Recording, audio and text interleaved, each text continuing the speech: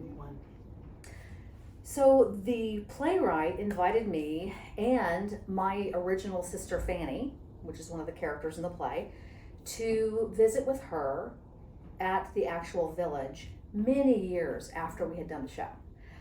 Like I said, we're friends. So she said, hey, let's go to the Shaker Village. We'll spend a couple of nights there. We'll eat all of our meals at that little restaurant. So this is in Pleasant Hill. And it is a beautiful, beautiful village. And this is the actual village that the play is set in.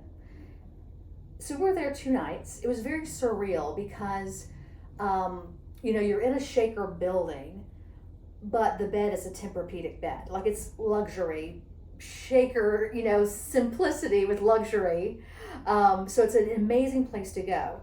And because she has such a strong relationship, not only with that village itself, but even with the Shaker Museum in New York, we had all these private interviews. We got to go see some of the archival materials, actual, material they made, their actual bonnets, all kinds of historical things that don't really come out for the public that much. And then we got to spend time in the meeting house. Now, the meeting house is kind of where the play is set. Like, the opening scene is in the meeting house. Now, once you get out of that scene, you go all over the place in the Shaker Village. But even our set design looks like the meeting house. This is where the worship services took place.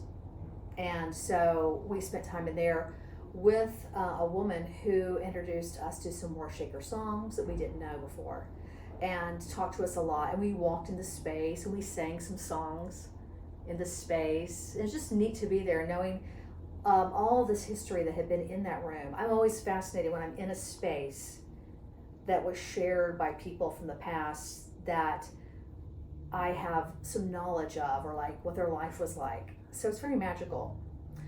Then we went outside and visited the sacred site. Now, the sacred site is a big location where a lot of these spiritual activities happened, and the sacred site is in our play.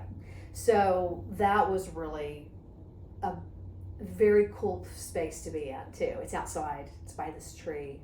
And it just feels very special to be there. If you get to visit any Shaker Village, there's several of them in New England. The Pleasant Hill one is basically kind of I don't want to call it a resort, but it has a restaurant, an amazing gift shop, and then you can spend the night. If you could go to these places, they're really spectacular, and you'll learn a lot about American history that a lot of people don't know about, which is Shaker history.